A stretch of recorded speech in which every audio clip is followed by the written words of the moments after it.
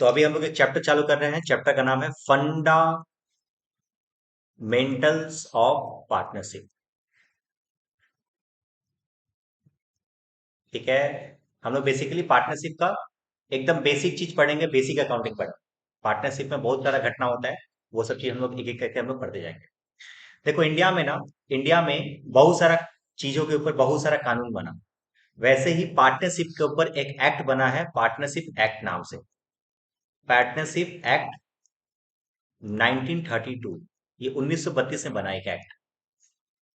ठीक है। तो सबसे पहला एमसीक्यू जो क्वेश्चन पूछता है कि partnership is govern under which act. कौन सा एक्ट? Partnership act 1932। 1932। तो पार्टनरशिप एक्ट 1932 में हम लोगों को बहुत सारा सेक्शन दिया गया। उसमें सेक्शन नंबर 4 जो है वो अपना पार्टनरशिप का डेफिनेशन दिया गया कि पार्टनरशिप होता क्या है। ठीक है।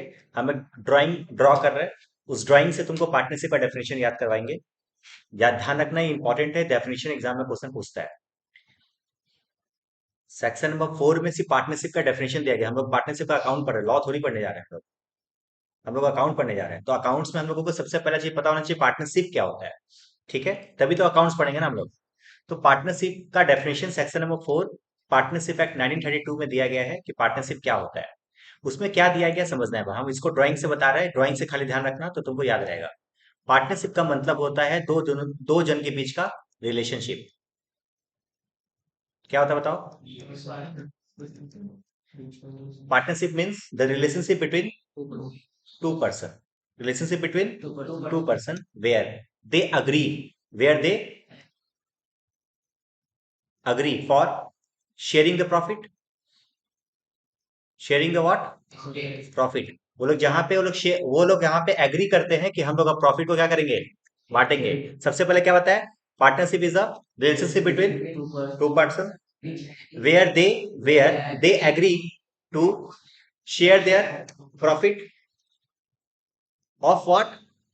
बिजनेस। किसका? किसका प्रॉफिट? बिजनेस का प्रॉफिट। वेयर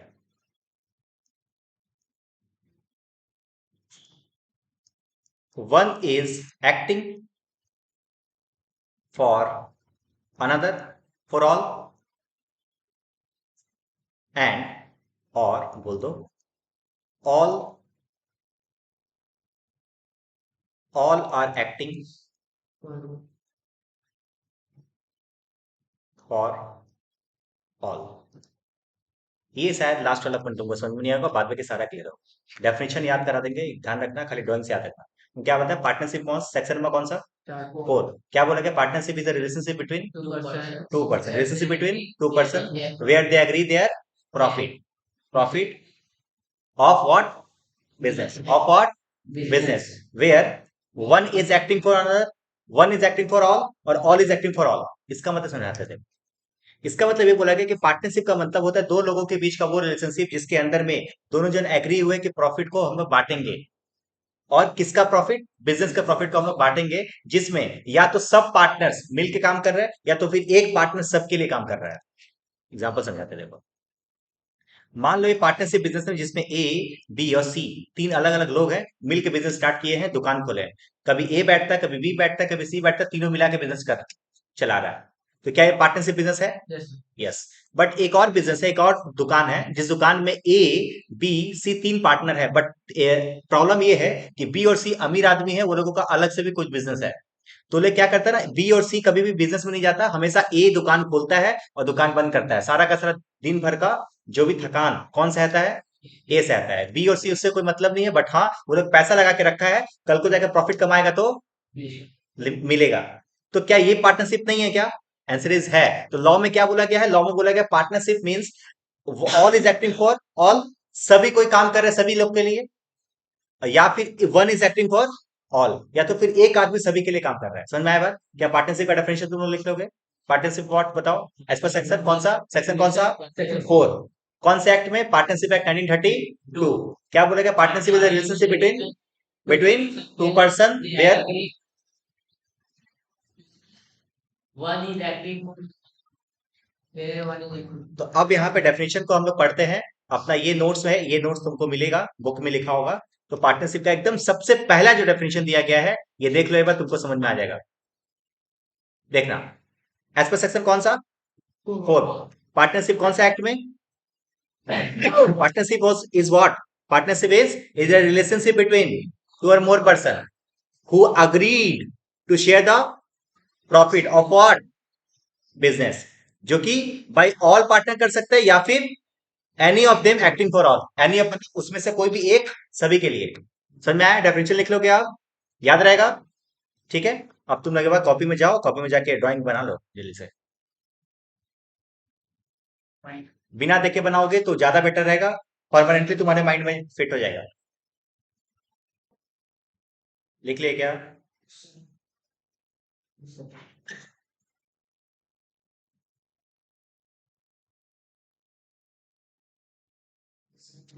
आगे बढ़े। देखना, तुमको ये डेफिनेशन याद है, तो इस डेफिनेशन से ही नेक्स्ट क्वेश्चन तुम्हारे एग्जाम में जो क्वेश्चन पूछता है, what are the essential elements of a partnership, उसका भी आंसर तुमको यहां से मिल जाएगा। Elements of what, partnership, elements of partnership मतलब एक पार्टनरशिप बिजनेस के अंदर में क्या क्या एसेंशियल एलिमेंट्स, तत्व होने चाहिए, है। डेफिनेशन में लोग पढ़े थे ना, पहला पॉइंट क्या पढ़े थे, relationship between what, relationship between what, two person. इसका मतलब to constitute a partnership there must have two person. ठीक है, तो पहला एसेंशियल एलिमेंट बोल सकते हैं टू और मोर देन, उतारना मतलब जब टू पर्सन, टू और मोर देन टू पर्सन। समझ में आया क्या, तो पहला एसेंशियल एलिमेंट क्या होगा, partnership, to constitute a partnership there must have at least two person. ठीक है, याद रहेगा। Point number 2। सेकंड पॉइंट क्या है, there must have what, agreement, there must have what, agreement, there must have what, agreement, there must have what, agreement. Point number 3, share of profit तो है ही, share of profit तो agreement के अंदर में लिखा ही रहेगा। Next point was there must have what, business, मतलब सपोज पार्टनरशिप, पार्टनरशिप क्या कभी किसी सर्विस के लिए हो सकता है, चल ना मिलजुल के हम लोग क्या करते हैं, गरीब लोग को खाना खिलाएंगे, क्या ये पार्टनरशिप हो सकता है, आंसर इज नहीं। Partnership is constitute only for business, तभी तो प्रॉफिट का शेयरिंग होगा ना। समझ में आ रहा है बात, तो third element is what, business. Point number 4, बोलो, where one is acting for all या फिर all is acting for all. अब all is acting for all को कैसे लिखेंगे, यहाँ पे लिखेंगे म्यूचुअल एजेंसी। अभी क्या होता है समझना है, म्यूचुअल एजेंसी का मतलब होता है मेरे दोस्त, इसको एग्जाम्पल के जरिए यदि हम समझाएं तो देखना है बार, देखो म्यूचुअल एजेंसी का मतलब क्या होता है समझना है बार। मान लो एक दुकान है, इस दुकान में पार्टनर्स तो तीन है, तीन पार्टनर ए बी और सी। बट एक बार का बात था कि एक कस्टमर आया इसके पास, वो कस्टमर था चोर, और इस दुकान में सिर्फ ए बैठा था। ठीक है, चल कस्टमर चोर नहीं था, ए चोर निकल गया, मान लो ए बैठा हुआ था, बी और सी उस समय नहीं थे वो लोग। ठीक है, कस्टमर इतना ज्यादा ऑर्डर करने का वादा किया कि हम आपको 10,000 यूनिट का ऑर्डर दे रहे हैं अभी के अभी, यदि आप अभी के अभी मेरा ऑर्डर लिखिएगा तो आपको 10,000 यूनिट आपको हम ऑर्डर दे रहे हैं, आप मेरा यूनिट, आप मेरे को सामान भिजवा दीजिए। ये जो है ना लालच में पड़ गया, ये क्या किया, लालच में पड़ गया। बट ये लोग बिजनेस का इतना छोटा था कि ये लोगों को 10,000 यूनिट बेचने लायक नहीं था, मतलब ये लोगों के पास उतना कैपेसिटी नहीं था कि वो लोग 10,000 यूनिट को बेच पाए। बट फिर भी ए के सामने ये ऑफर देते ही ए को सोचा कि भाई इतना बड़ा ऑफर कैसे ठुकरा दे, ऑफर ले लिया, बट कैपेसिटी को वो कवर नहीं कर पाया।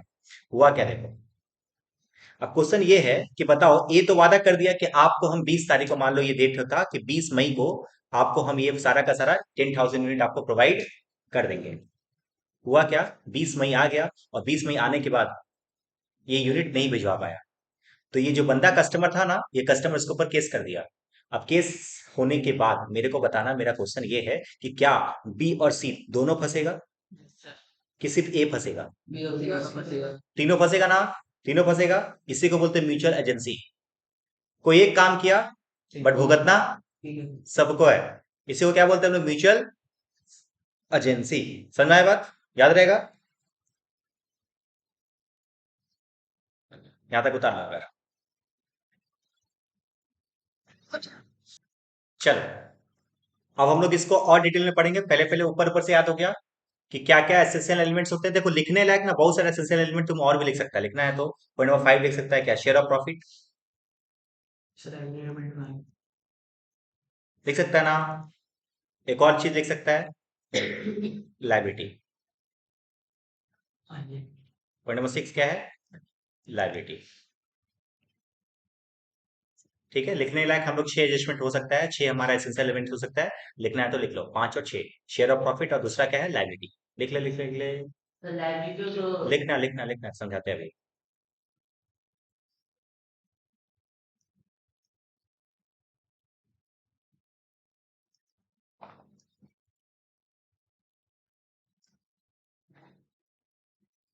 आगे बढ़े, अब समझते हैं एक बार इसको और डिटेल में।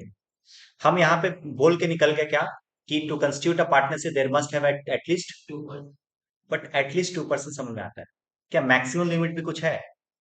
हो ही सकता है भाई, दो कम से कम चाहिए, ज्यादा से ज्यादा क्या हो सकता है ये भी तो चाहिए ना।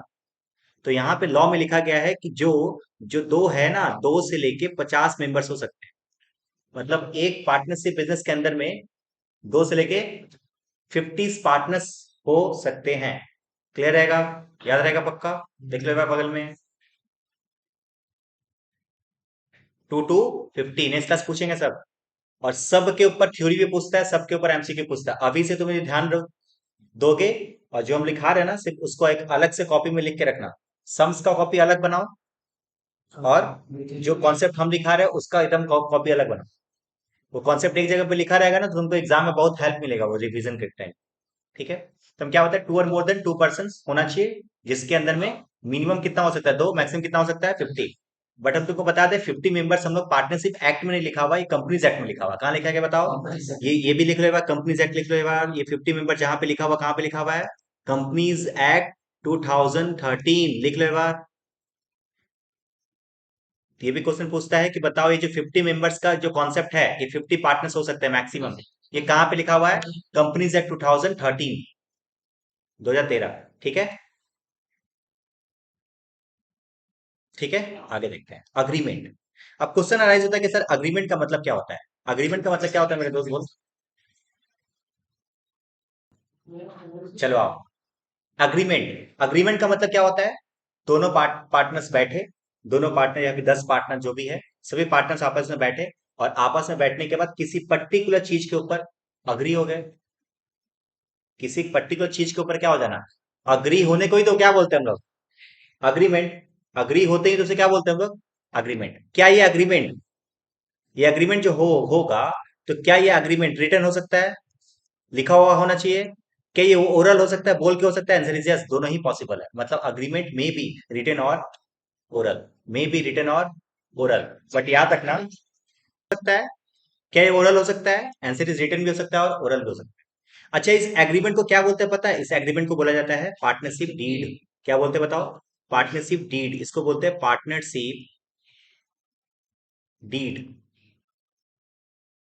लिख ले बार।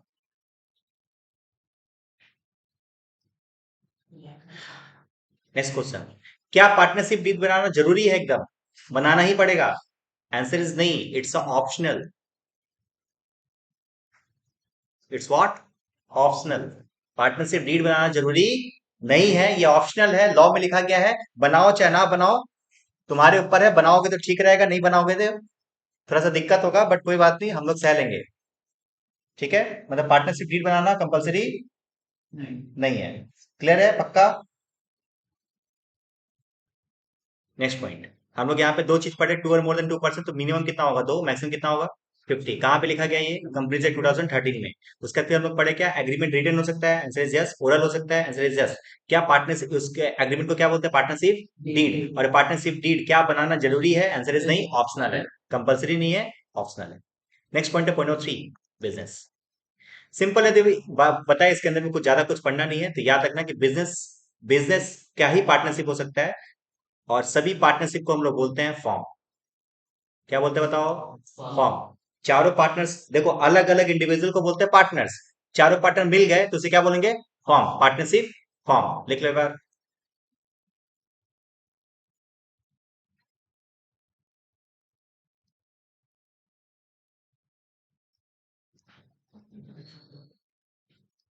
ठीक है, आगे बढ़े। चलो, म्यूचुअल एजेंसी ऑलरेडी समझा चुके हैं हम। Share of profit. Share of profit तुमको पता है, शेयर ऑफ प्रॉफिट कहां पे मेंशन होगा बताओ तो?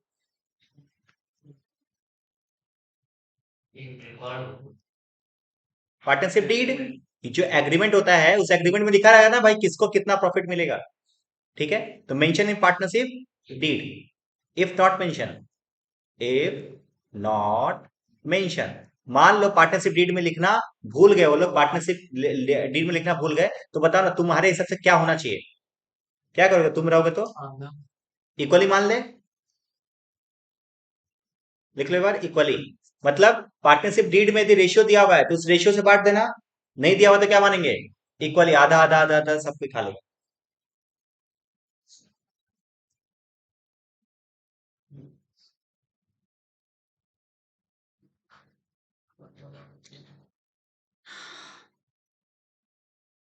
चल आगे बढ़े क्या? नेक्स्ट पॉइंट है लाइबिलिटी। क्या है बता?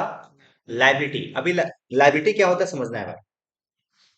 लाइबिलिटी होता है, तुमको पता, कंपनीज एक्ट, कंपनी के बारे में हम लोग पढ़े थे कि मान लो ये है कंपनी, ये है कंपनी, कंपनी बैंक से लोन लिया। इस कंपनी का नाम दे देते हैं रिलायंस कंपनी। मुकेश अंबानी रिलायंस कंपनी के नाम पे बैंक से लोन लिया, मान लो 30 करोड़ का। 30 करोड़ तो बहुत छोटा अमाउंट हो गया। 500 करोड़ का। ठीक है। और कल को जाकर कंपनी डूब गया, तो बताओ क्या ये बैंक मुकेश अंबानी के घर जा सकता है? आंसर इज नहीं जा सकता। हम लोग ऑलरेडी पढ़े थे कि कंपनी, पीएसटी में पढ़े थे कि हम लोग कंपनीज के केसेस में लायबिलिटी इज लिमिटेड। मतलब पार्टनर जो उसका मालिक है और उसका कंपनी दोनों क्या है? अलग अलग है। दोनों क्या है? अलग अलग है। तो इसलिए बोल सकते हैं कि कंपनी के केसेस में लायबिलिटी क्या होता है? लिमिटेड होता है। बट पार्टनरशिप के केसेस में जो लायबिलिटी होता है मेरे दोस्त, वो होता है अनलिमिटेड। मतलब कल को जाके यदि तुम पार्टनरशिप मिलके, सब पार्टनर्स मिलके लोन लिए हो, तो पार्टनरशिप बिजनेस से तो चुकाएंगे ही, साथ ही साथ घर चले जाएंगे तुम्हारे पार्टनर्स का।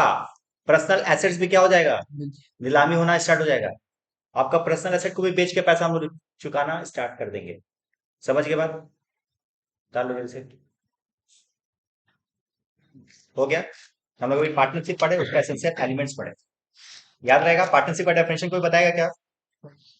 बोलो क्या है? Partnership is a relationship between one or more than two person where they agree for a share profit. ठीक है। Share profit business. और business where one is acting for all और ऑल इज एक्टिंग फॉर। याद रहेगा? ये जितना लिखा है ना भाई, नेक्स्ट क्लास सब पूछेंगे हम। अभी अभी फर्स्ट क्लास सेकंड क्लास जितना पढ़ा ना, थोड़ा थोड़ा पढ़ेंगे, थोड़ा थोड़ा। ये तुम लोग यदि बस इतना ही खाली रिवाइज करके आएगा ना, तुमको देखने को मिलेगा पार्टनरशिप पूरा का पूरा तुम्हारे हाथ में। पार्टनरशिप अपने आप में तुमको सिर्फ पास कराने वाला सब्जेक्ट चैप्टर है। अकेला तुमको पास करा देगा ये। तो उस चीज को ध्यान ध्यान रखना, बहुत इंपॉर्टेंट है ये। और ये ऐसा है ना, एक एक चेन की तरह है। पहला क्लास किसी को आया है, सेकंड क्लास एब्सेंट मारोगे, थर्ड क्लास किसी को नया हो जाएगा। तो एकदम ऐसा वाला ऐसा। हाँ, वेडनेसडे को। तो वीडियो रिकॉर्डिंग करेंगे। चलो, ये हो गया, यहाँ तक समझ गया? यहाँ पे देखो नोट्स में तुमको दिख रहा है, ये पार्टनरशिप का डेफिनेशन था। एसेंशियल एलिमेंट्स में यहाँ पे दिया हुआ है। एटलीस्ट 2 पर्सन, एग्रीमेंट होना चाहिए, बिजनेस होना चाहिए, शेयर प्रॉफिट होना चाहिए, म्यूचुअल एजेंसी होना चाहिए। और नेक्स्ट पॉइंट पढ़ने वाला क्या है? पार्टनरशिप डीड क्या होता है? एक बार बताओ, पार्टनरशिप डीड क्या होता है मेरे दोस्त? एग्रीमेंट होता है पार्टनरशिप के पार्टनर्स के बीच में। पार्टनरशिप डीड नेक्स्ट टॉपिक हम लोग स्टार्ट कर रहे हैं। क्या है पार्टनरशिप डीड? अभी हम लोग 2 टॉपिक पढ़ लिए हैं, थर्ड टॉपिक पढ़ने जा रहे हैं, पार्टनरशिप डीड पढ़ने जा रहे हैं। और यहीं से समझ लो, यहीं से तुम्हारा प्रैक्टिकल चैप्टर, मतलब प्रैक्टिकल टॉपिक यहाँ से स्टार्ट हो रहा है पार्टनरशिप का। ठीक है, डीड बढ़िया तरीके से समझोगे तो कोई इशू नहीं होगा। डीड क्या होता है बताओ तो? अभी अभी बताया था तुमको पार्टनरशिप डीड। एक बोल सकते हैं क्या, एक retain, what, retain agreement.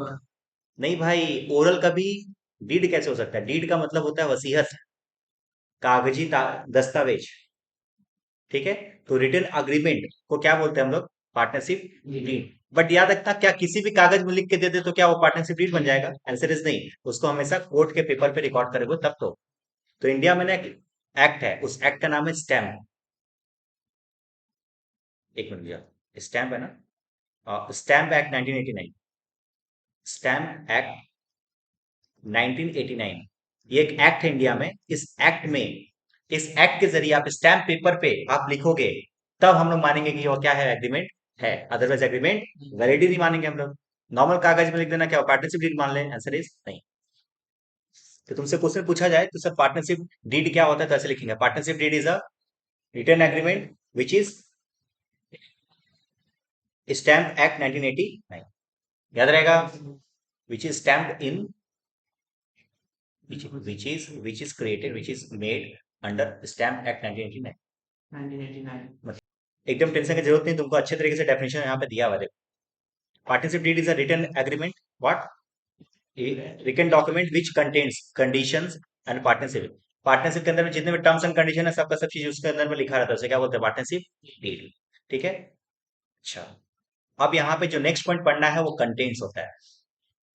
Contents का मतलब होता है, एक बात बताइए सर, इस एग्रीमेंट में क्या क्या लिखा होना जरूरी है, क्या क्या लिखा होना जरूरी है? पढ़ने का दरकार नहीं, खुद से बताना मेरे को। मान ले हम लोग दो जन मिलके पार्टनरशिप स्टार्ट कर रहे हैं, बता दो मेरे को उस एग्रीमेंट के अंदर में क्या क्या लिखना चाहिए। सबसे पहला, पार्टनरशिप बिजनेस का नाम क्या है, बिजनेस का एड्रेस क्या है, पार्टनर्स का नाम क्या है, पार्टनर्स का एड्रेस क्या है, बिजनेस किस चीज का है तो कौन सा पार्टनर कितना कैपिटल डाला, कौन सा पार्टनर्स को कितना प्रॉफिट मिलेगा, इस सब का सब चीज लिखा रहना चाहिए। इसे बोलते हैं कंटेंट्स इन पार्टनरशिप डीड। याद रहेगा, जो तुमको जहां तक तुम सोच सकता है ना, सारा का सारा चीज तुम लिख दो। तो देख यहाँ पे क्या लिखा हुआ है, name of the firm, name of the address of all partners, nature of the place of business, nature business किस टाइप का है, ड्यूरेशन ऑफ पार्टनरशिप, क्या मान लो पार्टनरशिप हो रहा है कोई 5 साल के लिए, 2 साल के लिए, 3 साल के लिए, तो टाइम पीरियड भी उसमें मेंशन होना जरूरी है। डेट ऑफ कमेंसमेंट, कब से बिजनेस स्टार्ट किया गया है, कमेंसमेंट का मतलब क्या होता है, स्टार्ट होना। अमाउंट ऑफ कैपिटल, कौन सा पार्टनर कितना कैपिटल, कौन सा पार्टनर कितना कैपिटल डाला है। रेशियो, किस रेशियो में लोग प्रॉफिट को आपस में बांटेगा, बता देना, profit sharing ratio. Interest on partners, मान लो कैपिटल कोई डाला या फिर ड्राइंग्स पैसा से निकाला, अभी हम सीखेंगे इंटरेस्ट ऑन कैपिटल और interest on drawings. Interest on capital और इंटरेस्ट ऑन ड्राइंग का रेट भी हम लोग यहाँ पे क्या करेंगे, मेंशन रहेगा। कोई पार्टनर्स लोन दिया फॉर्म को, तो उस लोन के बदले में कितना इंटरेस्ट रेट चार्ज करेगा, वो भी हम लोग यहाँ पे मेंशन करेंगे। किसी पार्टनर्स को सैलरी दे रहे, कमीशन दे रहे, वो सारा का सारा इसके अंदर में मेंशन होना चाहिए। Method of competition, treatment goodwill, अभी हम लोग टॉपिक पढ़ेंगे आने वाले समय में, गुडविल का ट्रीटमेंट। तो गुडविल का ट्रीटमेंट कैसा होगा, वो सारा का सारा मेथड भी यहाँ पे मेंशन होगा। बस किसी पार्टनर का रिटायरमेंट हो गया, किसी पार्टनर का डेथ हो गया, तो किस तरीके से सेटलमेंट किया जाएगा। और साथ ही साथ क्या है, पार्टनर्स कल को जाकर बिजनेस बंद हो रहा है, बंद हो रहा है, बंद हो रहा है, तो उसका क्या क्या किस तरीके से उसको अकाउंट को बंद करेंगे, ये सारा का सारा मेथड और मोड्स उस पार्टनरशिप डीड में लिखाना चाहिए। उसको तुमको पूरा डिटेल में नहीं पढ़ना, तुमको ऊपर ऊपर से तुमको आधा अधूरा याद हो गया होगा। बताना मेरे को, पार्टनरशिप फॉर्म का नाम, पार्टनरशिप फॉर्म का बिजनेस नेचर, किस टाइप का बिजनेस है, एड्रेस, सभी पार्टनर्स का नाम, सभी पार्टनर्स का एड्रेस। याद रहेगा, ये चारों पॉइंट लिख लोगे अपने से एकदम। अच्छा, कौन पार्टनर कितना दिया, कौन पार्टनर को कितना मिलेगा, कौन पार्टनर कितना दिया मतलब कौन सा पार्टनर कितना पार्टनर कैपिटल डाला, और कौन सा पार्टनर कितना प्रॉफिट शेयरिंग रेशियो। याद रहेगा। अच्छा, कल को जाके यदि पैसा उठाओगे ड्राइंग्स, तो इसका इंटरेस्ट का रेट, कैपिटल डालोगे तो उसका इंटरेस्ट ऑन कैपिटल का रेट। ठीक है, कोई पार्टनर लोन दे दिया तो लोन का इंटरेस्ट का रेट, कोई पार्टनर्स को सैलरी कमीशन दे रहा है तो फिर उसका अमाउंट। तो डेट हो गया तो किसी का डेथ हुआ, रिटायरमेंट हुआ, तो किस तरीके से ट्रीटमेंट करेंगे, गुडविल का ट्रीटमेंट कैसे करेंगे, कल को जाकर बिजनेस बंद करना होगा तो क्या करेंगे। ये सारा का सारा चीज क्या होगा, एक खाते में रिकॉर्ड किया जाएगा, और खाता किस हिसाब से होगा, स्टैम्प एक्ट 1989 के हिसाब से होगा, तो उसे क्या बोलेंगे हम लोग, पार्टनरशिप डीड। लिख लोगे आप, शॉर्ट नोट आता है, शॉर्ट नोट पार्टनरशिप डीड के अंदर में शॉर्ट नोट। तो हम लोग कैसे लिखेंगे, सिंपल, फिर से रिवाइज कराते हैं। Partnership deed is a written agreement which 1989। Which contains terms and condition regarding partnership. Contents heading देंगे, कंटेंट्स के अंदर में सब चीज एक एक पॉइंट करके छाप देंगे, लिख लोगे। टाइम जरा लिख फटाफट से अपने से कॉपी में, जितना तक तुमको याद रह रहा है उतना तक लिखो। तुम यहाँ तक तुम लोग लिखा है ऑलरेडी, कॉपी में तुम यहाँ तक लिखा है, देख यहाँ पे, तो अभी तक यहाँ पे ये दोनों पॉइंट लिखा हुआ है। अब यहाँ पे तुम कंटेंट लिखो, कंटेंट के बाद तुम्हारे ABCD करके जितना तुमको याद आ रहा है पहले तुम उतना लिखो। कॉपी में लिखा हुआ रहेगा तो याद रहेगा भाई। बुक में तो सब चीज लिखा हुआ है।